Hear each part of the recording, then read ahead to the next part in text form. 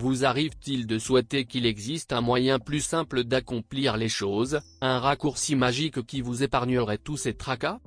Eh bien, aujourd'hui, nous partons pour un voyage très lointain, jusqu'à un village vibrant du Ghana, un endroit où le soleil brille toujours de mille feux et où l'air vibre au rythme de la vie. Nous allons faire la connaissance d'un garçon nommé Kofi et écouter une histoire que ses aînés se racontent encore à voix basse autour du feu, le soir. Ce n'est pas une histoire comme les autres. C'est celle d'un choix que Kofi a fait et des leçons incroyables et surprenantes qu'il lui a apprises sur la vie, l'amitié et ce qui forge véritablement la force d'une personne.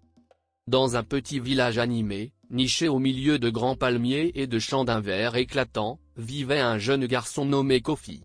Kofi avait un sourire qui pouvait chasser tous les nuages et un esprit aussi vif que les tambours des musiciens lors d'une fête. Il adorait jouer au football avec ses amis, courir après les poules et écouter les histoires de son grand-père Kwesi sous le grand baobab. Grand-père Kwesi était connu pour sa sagesse, et ses histoires recelaient toujours une petite étincelle de vérité. La famille de Kofi était composée d'agriculteurs. À chaque saison, ils travaillaient dur pour cultiver de délicieuses ignames, du manioc et de savoureuses mangues. C'était un travail de longue haleine, entretenir la terre, arroser les plants et récolter les fruits et légumes. Comme tous les enfants du village, Kofi avait des corvées à accomplir.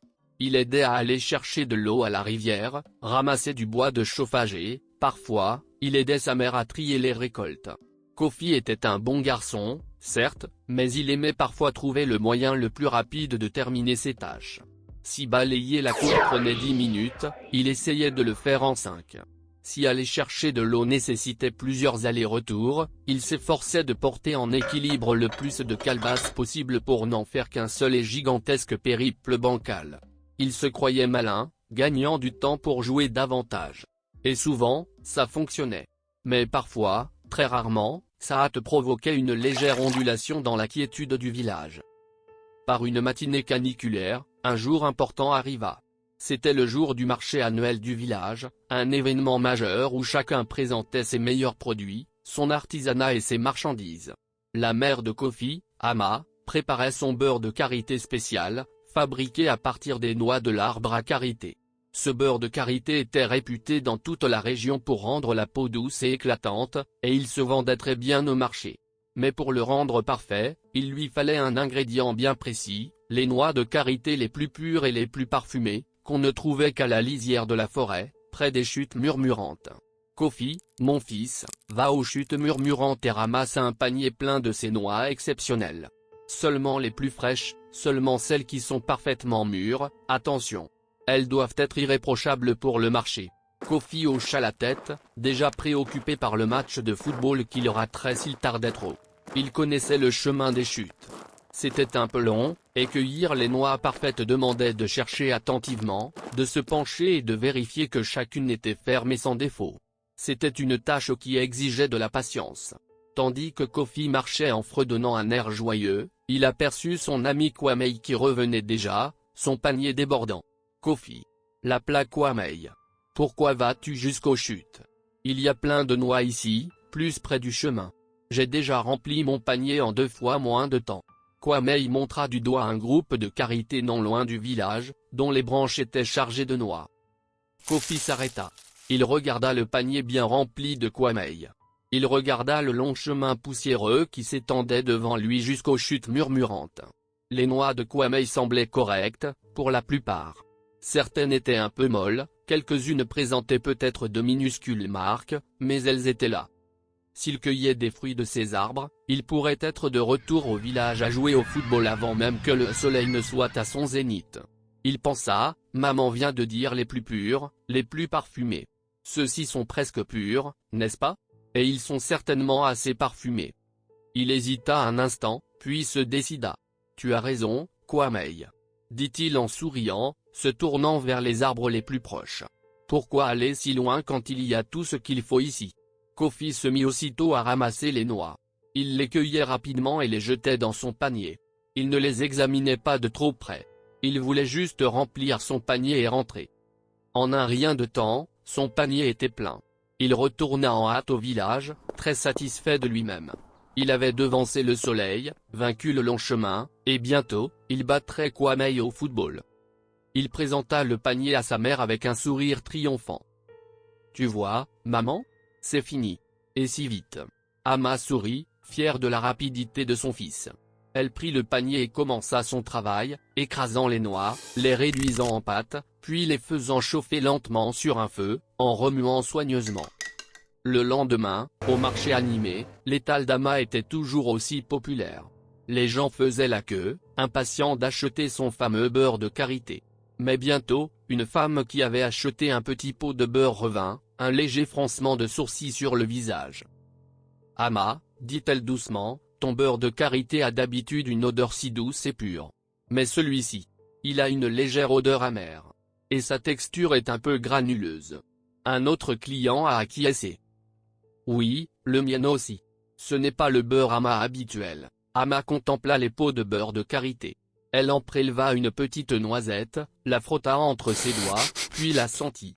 Une légère odeur, un peu désagréable. Et oui, une légère sensation granuleuse qu'elle n'avait pas remarquée auparavant. Son cœur se serra. C'était vrai. Le beurre de karité n'était pas d'une qualité irréprochable, comme à son habitude. Sa réputation, bâtie au fil d'années de dur labeur, était soudainement menacée. Kofi, qui aidait au stand, sentit une boule froide se former dans son estomac. Il se souvint du raccourci de Kwame et des noix qu'il n'avait pas vérifiées. Il se souvint des paroles de sa mère, seulement les plus fraîches, seulement celles parfaitement mûres. Il n'avait pas suivi ses instructions. Son désir de rapidité avait engendré un défaut dans le produit réputé de sa mère. Il regarda sa mère, dont le sourire s'était effacé, remplacé par une expression de profonde inquiétude. Un sentiment de culpabilité l'envahit. Non seulement il l'avait déçu, mais il avait potentiellement nui à son entreprise, qui faisait vivre leur famille. Ce soir-là, après le marché, Ama fit asseoir Kofi. Elle ne le gronda pas à voix haute. Au contraire, sa voix était douce et chuchotée, empreinte d'une déception silencieuse qui semblait plus lourde que n'importe quel cri. Kofi, le beurre de karité n'était pas bon aujourd'hui. Beaucoup de clients étaient mécontents. Notre réputation est primordiale, plus précieuse que l'or. Quand tu prends des raccourcis, mon fils, tu risques non seulement la tâche, mais aussi la confiance que les gens placent en toi et dans le travail de notre famille. Grand-père Kwesi, qui avait écouté, ajouta, mon petit-fils, souviens-toi des tambours parlants. Ils ne font pas que produire un son. Ils racontent une histoire. Si tu les frappes sans précaution, l'histoire se perd, ou pire, elle est fausse. Faire les choses correctement, avec soin et sincérité, c'est comme composer une belle musique. L'apprentissage peut prendre plus de temps, mais la mélodie est authentique et dure toute une vie. Kofi baissa la tête. Il comprenait maintenant. La facilité ne lui avait pas fait gagner de temps. Elle avait coûté sa réputation à sa mère et lui avait causé beaucoup de chagrin. Il devait réparer ses erreurs. Le lendemain matin, avant que quiconque ne soit réveillé, Kofi se leva. Il prit son panier et marcha, non pas jusqu'aux arbres les plus proches, mais jusqu'aux chutes murmurantes. Cette fois, il ne se pressa pas. Il examina soigneusement chaque noix de karité, ne choisissant que les plus fermes, les plus fraîches, celles sans la moindre marque. Il remplit son panier lentement, avec attention. Cela lui prit beaucoup plus de temps que la veille, mais à son retour, son panier était plein de noix véritablement parfaites. Voyant son visage déterminé et la perfection des noix, sa mère sourit. Ensemble, ils préparèrent une nouvelle fournée de beurre de karité. Cette fois, il était parfait. Le jour de marché suivant, la réputation d'Ama était rétablie et le beurre de karité embaumait plus que jamais. Ce jour-là, Kofi a tiré une leçon précieuse. Il a compris que la véritable force ne réside pas dans la rapidité, mais dans la rigueur. Il s'agit d'honnêteté dans son travail, même en l'absence de témoins. Il s'agit de comprendre qu'un raccourci peut parfois mener à un chemin plus long et plus difficile. Il a appris que le fait de prendre plaisir à bien faire les choses, de la bonne manière, est toujours payant, non seulement au niveau du produit final, mais aussi au niveau de la confiance et du respect que l'on gagne auprès des autres et de soi-même. Et à partir de ce jour, Kofi au sourire d'or devint Kofi au travail d'or. Si vous avez aimé cette histoire sur Kofi et l'importance de bien faire les choses, ne manquez pas de découvrir notre prochaine aventure juste ici.